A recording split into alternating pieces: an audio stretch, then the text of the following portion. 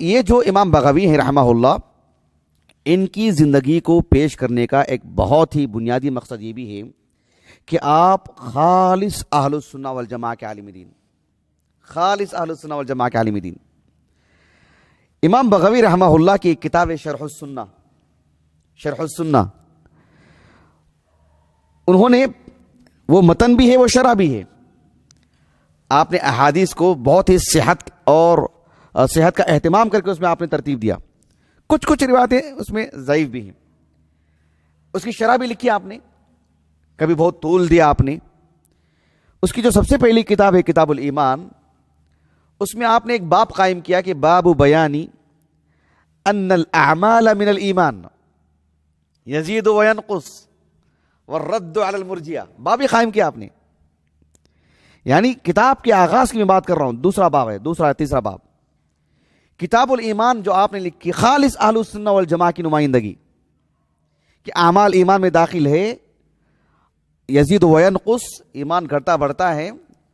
یہ ایک عام موقف نہیں ہے، بہت بڑا موقف ہے یہ، بات واضح ہے آپ کو۔ یہ جو شرح السنہ ابھی ہمارے پاس ہے نا، کتنے جلدوں میں ہمارے پاس؟ ابھی 16 جلدوں میں، ابھی جو ہمارے پاس ہے 16 جلدوں میں۔ شیخ شعیب الارناؤت اور استاد زہیر شاویش رحمہم اللہ، ان دونوں صاحب علم کی تحقیق سے چھپی ہے۔ شیخ شعیب ارناؤت رحمہ اللہ نے مقدمہ جو ہے نا، مقدمہ جو محقق کا مقدمہ ہوتا ہے، اس میں بڑی پتے کی بات لکھی آپ نے ان کے بارے میں لکھا کہ کان یقتبس کثیرا، کان یقتبس نہیں وکثیرا ما یقتبس، کیا لکھا آپ نے؟ وکثیرا ما یقتبس من الامام البخاری رحمہ اللہ عناوین الباب بلفظها۔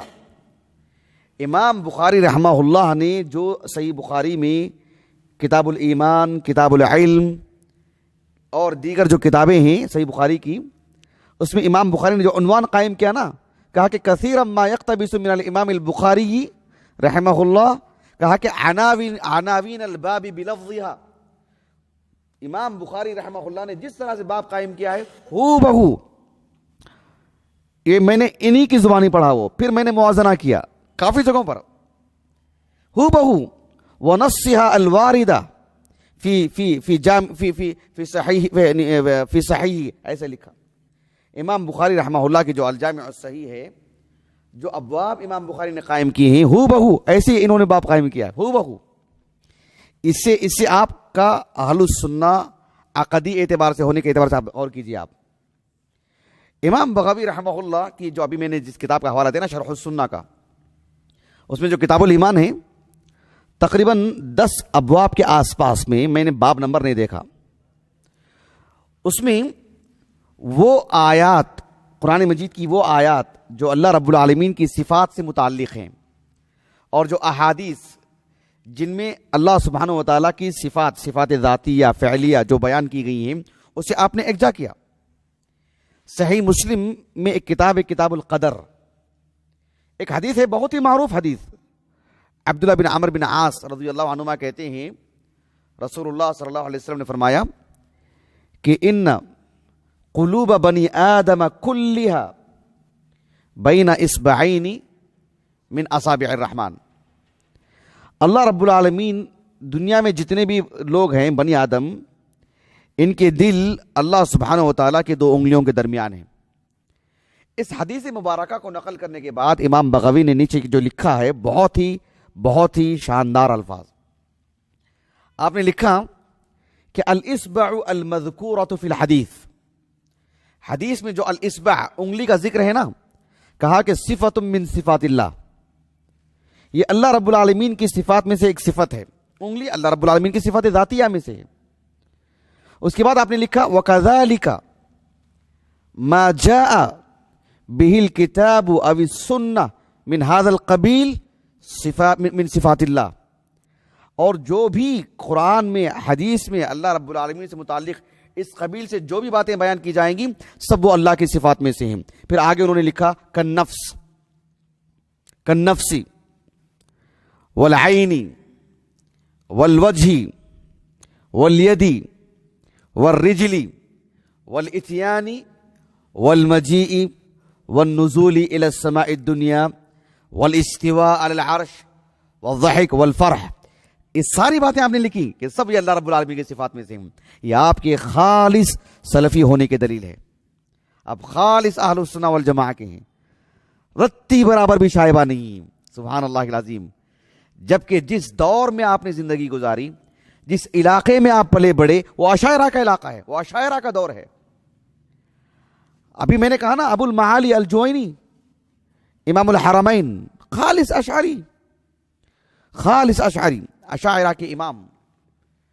اس علاقے میں بڑے پیمانے پر اس دور میں اشاعرہ, وہ دور اشاعرہ کا دور, ان کے اٹھان کا دور, ان کے پھیلاؤ کا دور, بکثرت اشاعرہ. آپ دیکھیں اس 5 صدی ہجری کو پڑھ کر کے دیکھیں آپ, خراسان, ترکمانستان, افغانستان اور جو ہے ایران کا جو بڑا حصہ اس دور میں سب تقریباً اشاعرہ بڑی تعداد میں. ایسے میں امام بغوی نے نہ حرم مکی گئے, نہ حرم مدنی نہیں گئے, نہ آپ دمشق گئے, نہ بغداد گئے. آپ خراسان میں پلے بڑے, وہیں آپ کا انتقال ہوا, اور خالص اہل السنہ والجماعہ کے نمائندہ, خالص اہل السنہ والجماعہ کے عالم دین.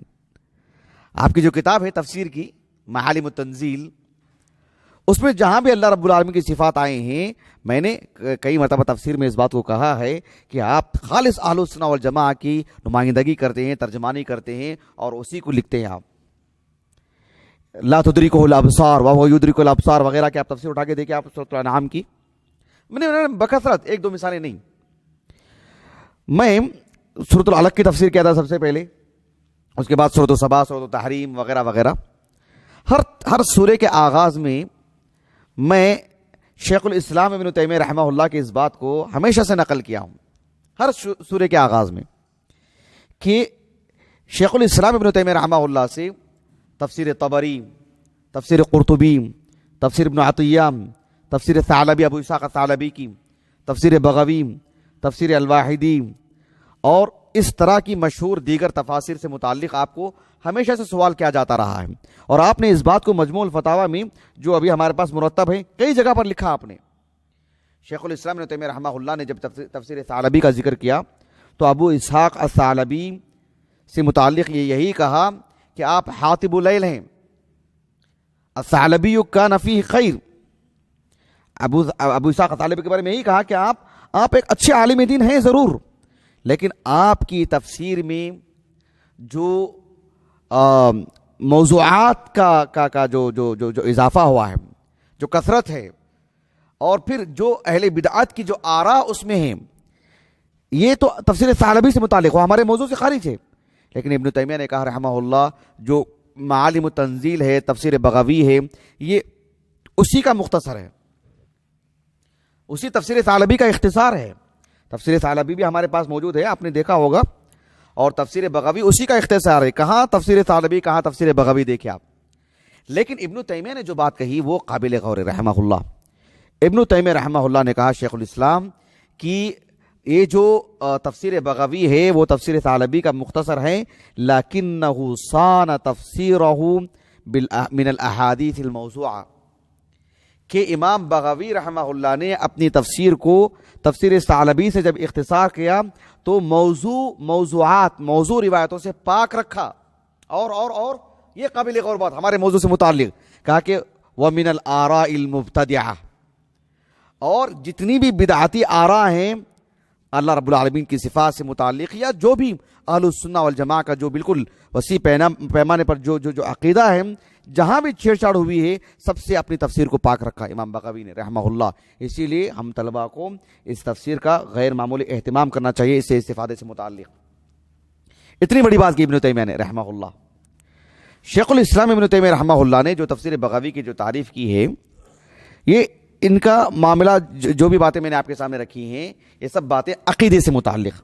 ابھی تھوڑی دیر پہلے میں نے امام ذہبی رحمہ اللہ کا سیر اعلام النبلاء سے جو قول نقل کیا نا, کیا کہا کہ کان علی منہاج السلف حالا وعقدا, آپ ظاہر میں جو حالت تھی آپ کی, جو لباس اور آپ کا رہن سہن, اور آپ عقدی اعتبار سے جو آپ کا نظریہ ہوتا تھا, یہ سب کا سب خالص سلفی اہل السنہ والجماعہ کے نہج پر.